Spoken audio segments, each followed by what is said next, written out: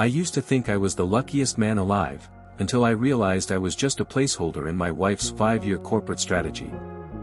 People looked at me like I'd won the lottery. I guess, on paper, I had.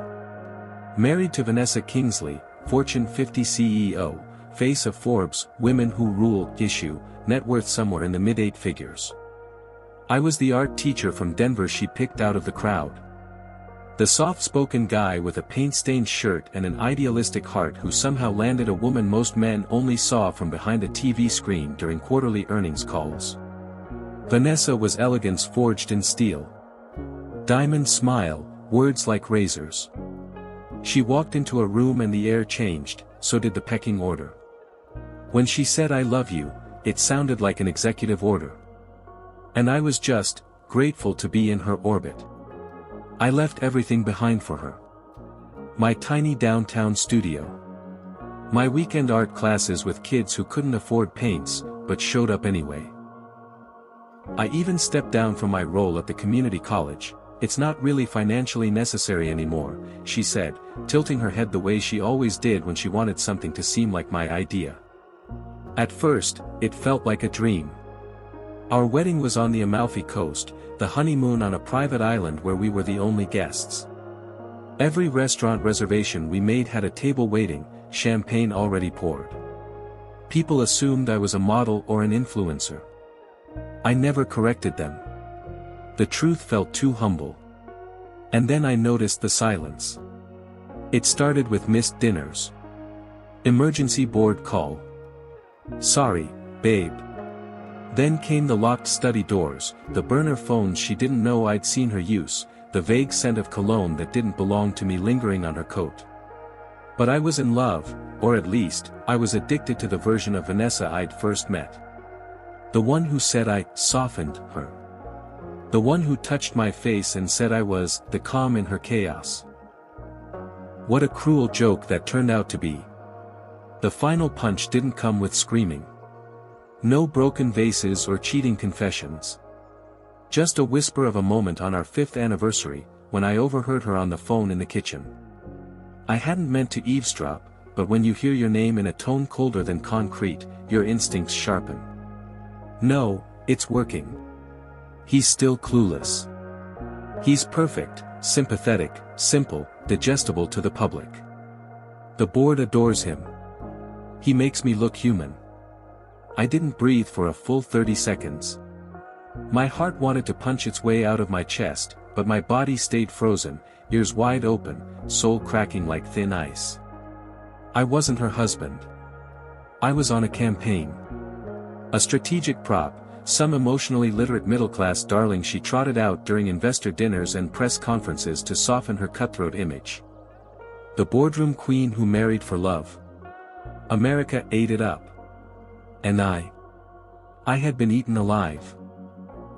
When I stepped into the kitchen a few minutes later, she smiled and kissed my cheek like nothing had happened. I kissed her back. But something inside me died in that moment, and something else was born. I realized then, this wasn't heartbreak, it was war. She thought I was clueless. She thought I was harmless. She thought I'd keep painting sunsets while she painted me into a corner. But she forgot one thing: you don't marry an artist without learning that we see what others miss. We study shadows. We live in nuance. And when the brush finally hits the canvas, every stroke means something. She made a masterpiece of manipulation. Now it's my turn to paint revenge. I never thought I'd be the kind of man people whispered about behind glass doors. You think he knows? Nah. He's just arm candy. I used to laugh it off. Smile. Pretend I didn't hear. Because if I did hear, if I really heard what people thought of me, then I'd have to confront something far more painful than public humiliation. I'd have to admit the truth, that maybe they were right. My name's Matthew Carter.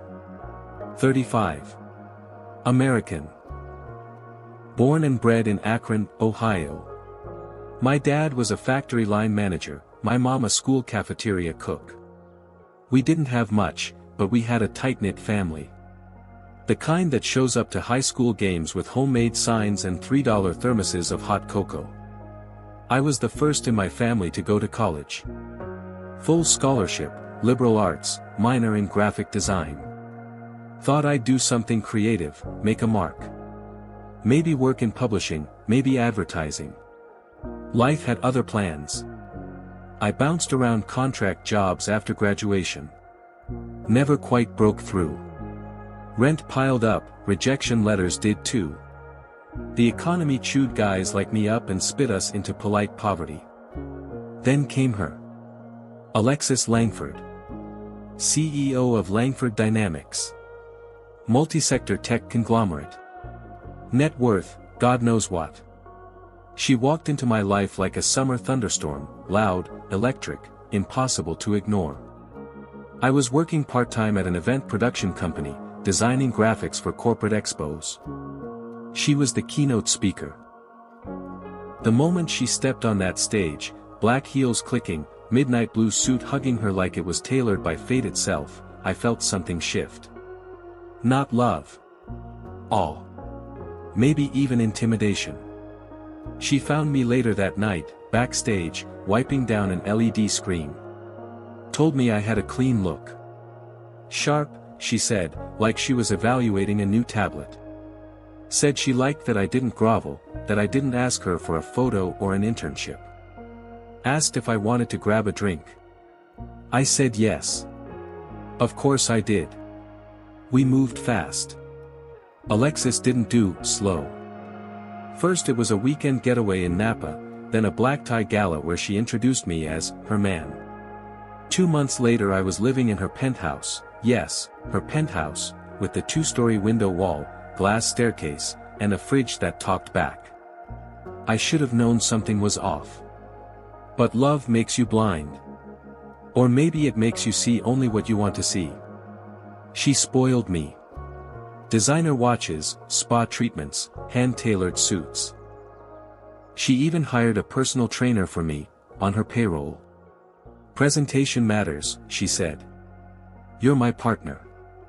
I want you to shine next to me. At first, I thought I was lucky. Then I thought I was loved. But over time, a quiet fear began to gnaw at me. Because while Alexis gave me everything, she shared nothing. She never asked about my past. Never visited my hometown. Never met my parents, not even over Zoom. When I offered to take her to Thanksgiving, she waved it off. Let's keep things clean, she said. Simple. I didn't understand then what she meant. Now I do. She wanted a man who looked good next to her, not someone who reminded her she was human. I quit my last job 6 months after we moved in. She insisted. Why should you work? I make more in a minute than you do in a month. I hated it. Hated the idle afternoons, the condescending smiles from her colleagues, the pitying glances from waiters who assumed I was a boy toy. I started volunteering at a nonprofit design collective downtown. Just to feel useful. That's where I met Marcus. A war vet turned youth mentor. He said something to me I'll never forget. You don't have to stay somewhere just because they feed you, brother. Prisoners get fed too. It stuck. But I didn't leave. Because I still believed there was something real in our marriage. We got married after a year. Private ceremony. No guests. Just us and a justice of the peace on the rooftop. I thought intimacy meant something sacred. I didn't realize it was just easier for her to hide things that way. That's the thing about Alexis. She doesn't lie, she curates. She edits out the inconvenient parts of the truth until reality bends to her will. And me? I was the willing extra in her perfect image. Until I started asking questions. About the calls she took in the middle of the night. About the hidden accounts I found logged in on our shared laptop. About the wellness retreats that didn't match her flight logs. She always had answers. Too perfect. Too polished. Then I found the file. tucked inside a folder labeled Personal Branding Assets. Photos of me. Notes. Talking points. Like I was some kind of PR strategy. And a draft email chain labeled Exit Timeline, Q3. My name was in the subject line. That was when the truth finally snapped into place. I wasn't her partner. I was on a campaign. A prop. Something she could display when it served her narrative, then discard when the timing aligned with her next acquisition or corporate shift. The betrayal wasn't just emotional. It was existential. Everything I had thought about love, about trust, about dignity, was shattered. But I didn't confront her. Not yet. You see, when someone treats you like a pawn, you don't flip the board. You learn the rules. And then you play better. Now, I'm no longer the man who waits for answers. I am the question. And she won't see the checkmate coming. I always thought the most painful betrayals were sudden, like an unexpected slap in the face. But I learned the real ones, the ones that gut you, they unfold slowly. Silently. With a smile. For most of our 5-year marriage, I thought I was the luckiest man alive. Rebecca Hartman, my wife, was everything I wasn't: brilliant, driven, powerful. She built Hartman Industries from the ground up, commanding boardrooms by 30 and Forbes covers by 32. I was the art teacher with calloused hands and a heart too soft for the world. She used to say she loved that about me: "You're the calm to my chaos, Jason." She swept me off my feet like I was a fantasy, and I let her. I moved into her penthouse in Seattle. Quit part-time gigs to freelance and find myself, as she suggested. I cooked, cleaned, hosted her business dinners like a perfect house husband in pressed button-downs and practiced charm. And I believed her when she said she loved me for who I was. I believed every time she told me I didn't need to work, because your art is enough. What I didn't realize was that I wasn't her partner.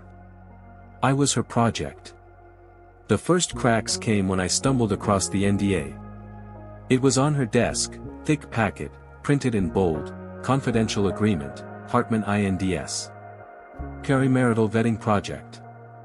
My name wasn't on the first page, but the dates aligned suspiciously with the year we met. And the subject listed: Trophy Spouse Behavioral Study. At first, I told myself it couldn't be related. Some internal HR thing, maybe. But the deeper I looked, the worse it got. I shouldn't have opened her company folder. But I did. There were spreadsheets. Reports. Graphs. A chart detailing how much money she'd spent on me versus the emotional value return. Her assistant had even annotated notes like: Jason shows strong compliance to narrative control. Recommend extending Phase 3. Phase 3. What the hell were the other phases? I read line after line, eyes burning with disbelief. My heart was pounding so hard I could hear it in my ears. One document called me Subject JH31. Another described strategies for rewarding docility through romantic reinforcement. I wasn't a husband. I was an experiment. The more I dug, the worse it got. Photos of us, intimate moments, were cataloged in cloud folders tagged Q for response. Rebecca's personal notes, cold, analytical, revealed she'd modeled my psychological responses like a tech prototype. Observed depressive relapse week 12. Intervention, weekend in Aspen. Results are positive. Sexual receptiveness increased with praise post-career discussion. Hypothesis confirmed. I felt sick. Every vulnerable confession I'd made about my childhood. My abandonment issues. My self-worth struggles. My artistic failures. She had weaponized them all. Not to hurt me physically. No, she was far more sophisticated than that. She controlled me with kindness. But the final blow didn't come from a document. It came from her voice, clear, cold, and confident, on a video file I almost skipped. She was at a shareholders' retreat. The room was dim, her champagne glass catching the firelight. And in front of 40 elite executives, she laughed and said, "Marriage is a tool. And if you pick the right tool, gentlemen, it sharpens your brand image. Jason? He's harmless. Kind. The perfect, sensitive husband, for a woman like me. He doesn't even know I picked him from a psychometric portfolio." They laughed. They fucking laughed. And I stood in that penthouse office, the light from the monitor burning my face, as my knees buckled. I was a brand enhancement. A brand. Not a person. And the worst part? She wasn't even hiding it. Not really. Everyone in her inner circle probably knew. Her friends. Her board. Even her personal trainer, who used to wink at me with smug familiarity, he probably read the damn reports too. The next morning, I confronted her. Calmly. I wanted to give her a chance to lie. "Rebecca," I said, holding up one of the documents. "What is this?" She barely glanced up from her phone. "Where did you get that? You've been studying me." Like a controlled variable. She sighed, placing her phone down. "Jason, you're overreacting." "Overreacting? This is psychological manipulation, intentional. You never loved me." "I never said I didn't love you," she replied, her tone cool. "I loved what we were. What you represented. That's not the same thing, I admit, but it was effective. Look what we built. We didn't build anything. You used me." She gave a half smile. "Don't be so dramatic. You were a willing participant. I gave you comfort, security. You gave me a stable image. We both got something out of it. Not the same thing." She stepped closer, her presence looming like a shadow over me.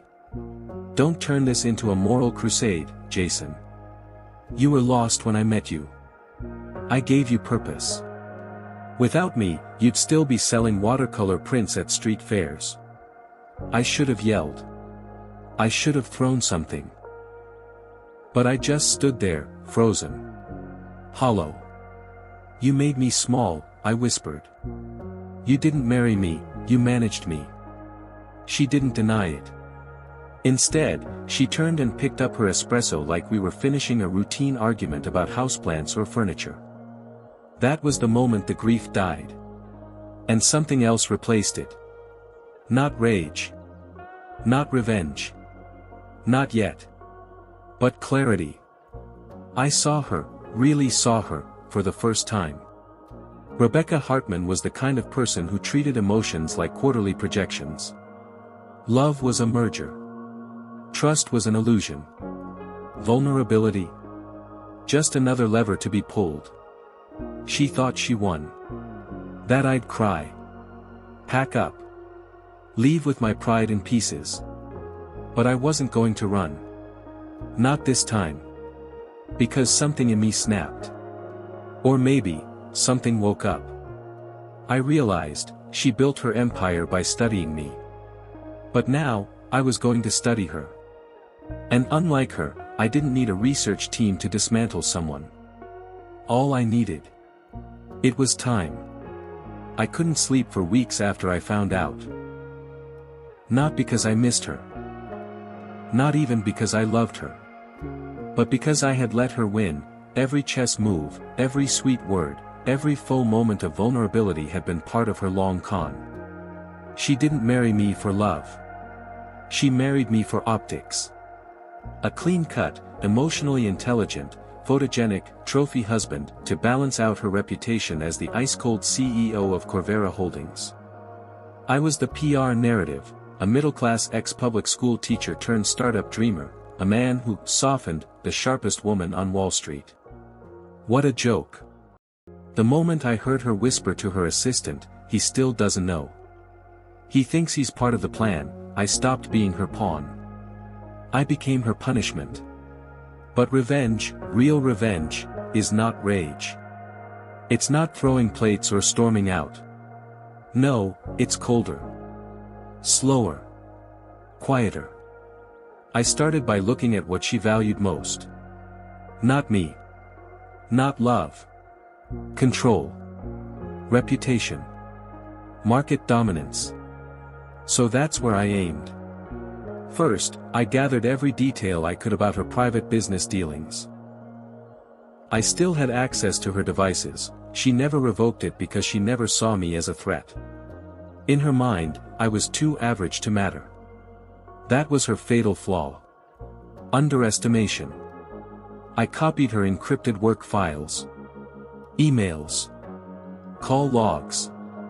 I mirrored her financial statements using a burner laptop.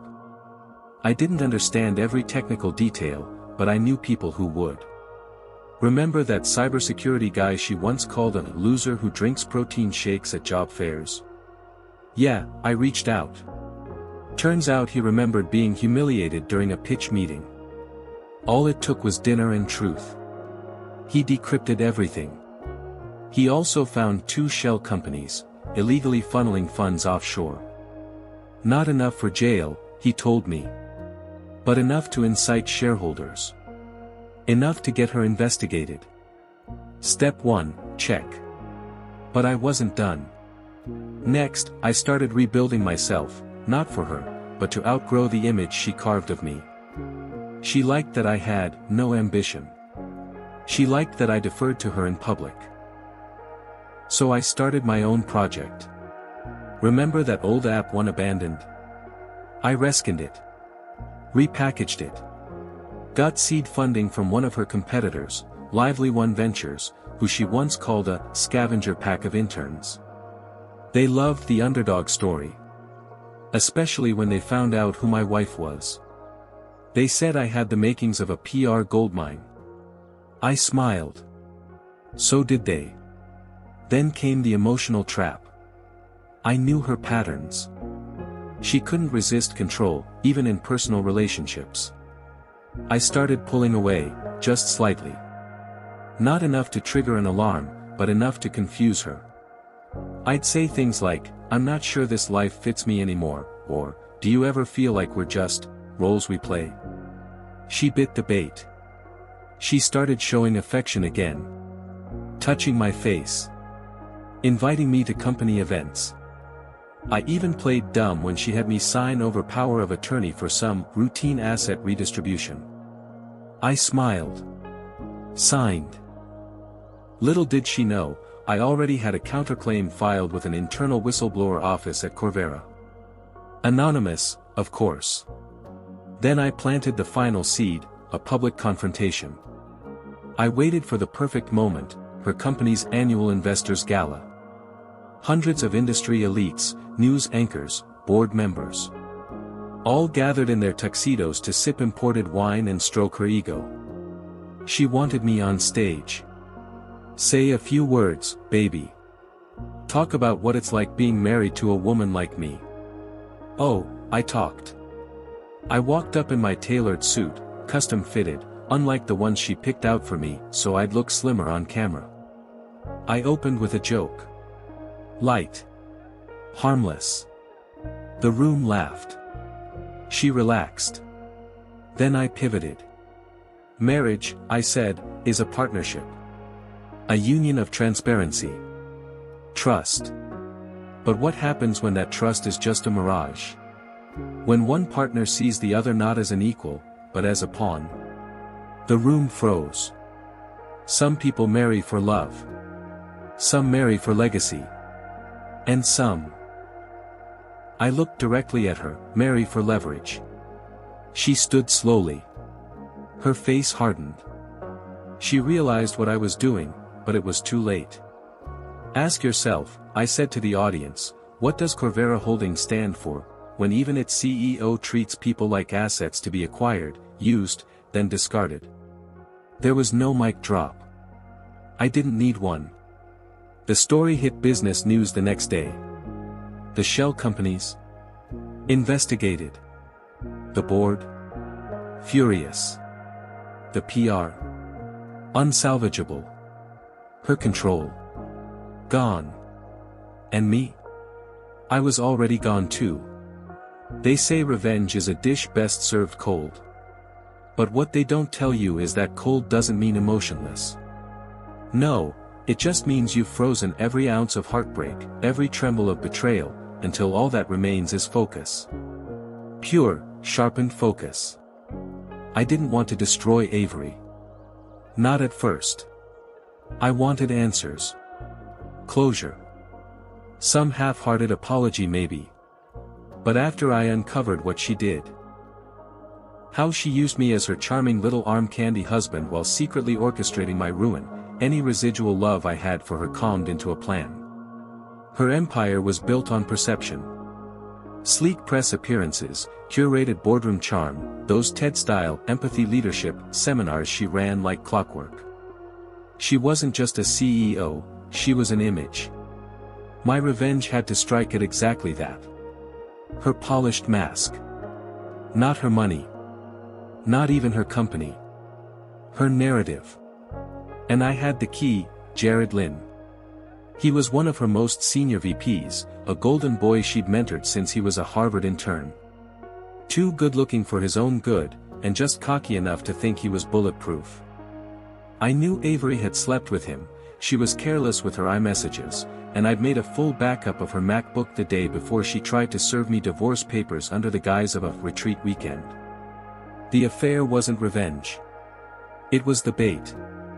Jared had been accepting kickbacks. I confirmed it by cross-referencing contract revisions in Avery's company drive. Yes, she left it synced to our home iMac, with public bids and off-record payment schedules. I even had video of him meeting with an offshore contractor in a bar in Monaco. That footage? Provided by a friend I went to school with, now a security analyst. Apparently, loyalty still lives in the middle class. Now here's the beautiful irony, Avery had no idea. She was so convinced of her superiority, so emotionally disconnected from anything outside her brand, that she never imagined I could weaponize her carelessness. I was just the creative writing instructor she married to look relatable. That persona, that fake humility. I ripped it apart. It started with a tip, anonymously delivered, of course, to the SEC, then the financial press. Jared's name was splashed everywhere within a week. Accusations of corporate fraud. Insider dealings. Bribery. A subpoena. Within 48 hours, investors were breathing down Avery's neck. She fired Jared publicly, claiming ignorance. A strong woman CEO taking swift action. Great optics. But the second act was always mine.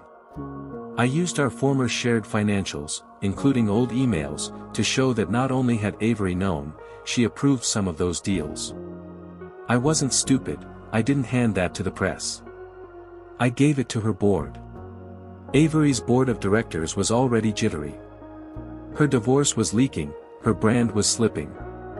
And then a familiar voice, mine, sent them an anonymous file dump, not just about Jared, but every sleazy corner Avery had cut in the last 3 years to protect her growth rate.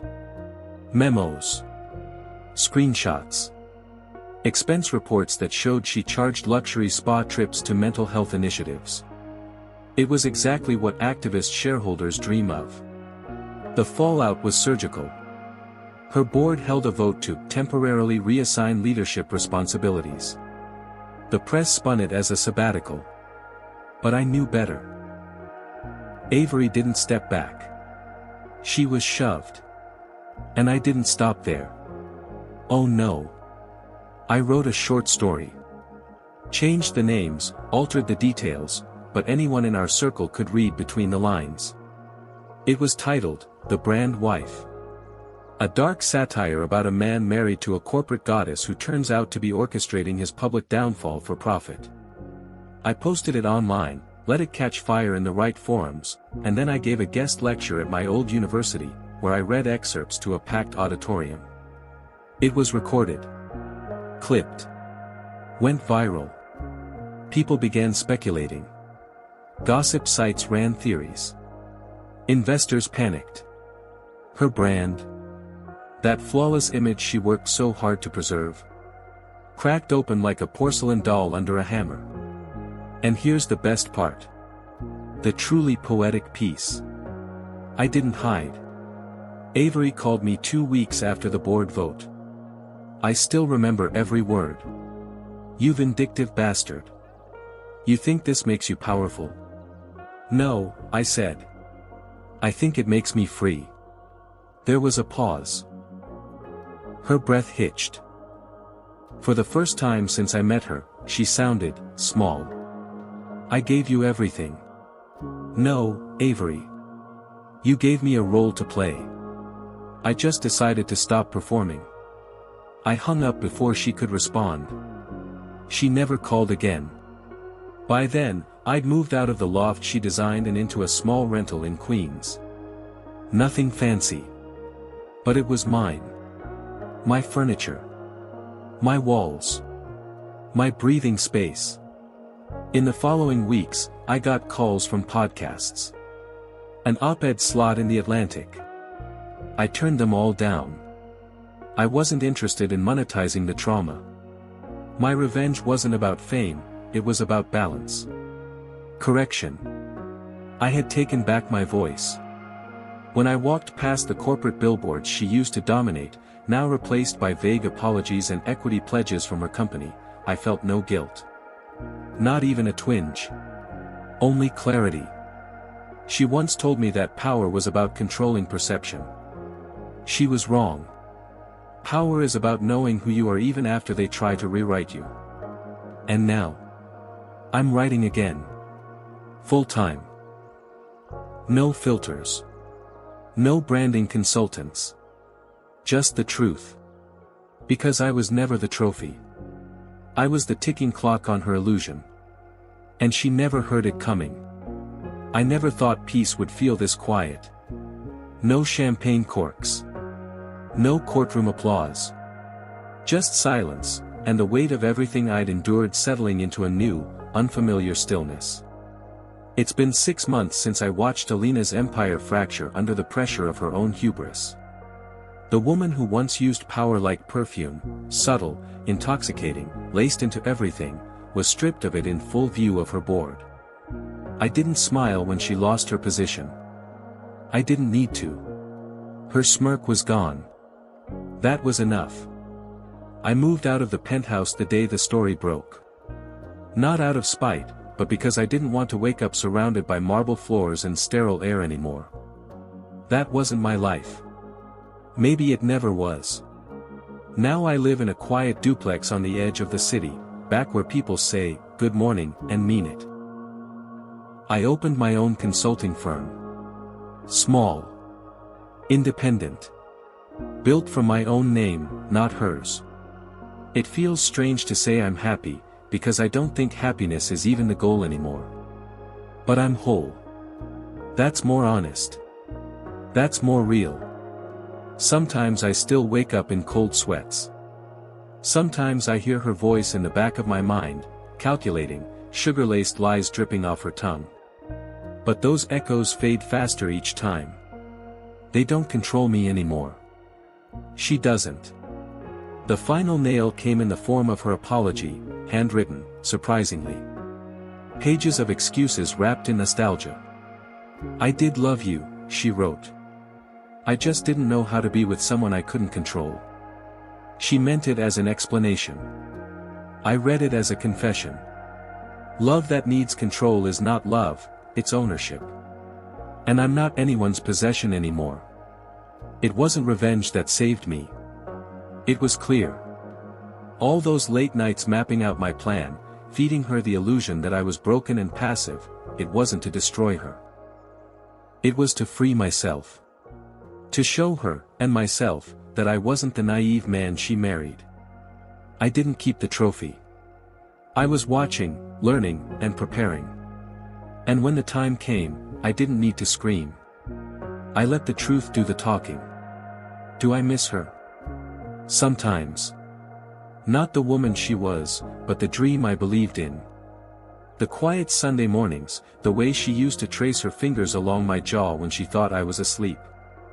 The illusion was beautiful.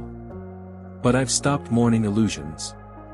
Now, when I walk into a room, I don't feel like I need to shrink to make others comfortable. I don't dim my ideas. I don't apologize for wanting more. I don't let people talk over me. I speak. And when I do, people listen. Last week, I got a call from one of her former VPs. They offered me a contract to help restructure the leadership team she left behind. I turned it down. Not out of pride. Out of principle. That chapter's closed. I have no interest in picking through the ashes of her legacy. I used to think that justice meant watching her fall. But real justice was watching myself rise, on my own terms. There's someone new in my life. She's nothing like Alina. No boardroom games. No chessboard hearts. She asks questions. She listens. She doesn't need me to prove my worth. She sees it. And more importantly, I see it too. I carry the past like a scar, not to be forgotten, but to remind me of what I survived. The man I am now. He was always there. Just buried under layers of manipulation and gold-plated lies. I thought I was her trophy husband. But it turns out, I was the prize she never understood. And now, I belong to no one but myself.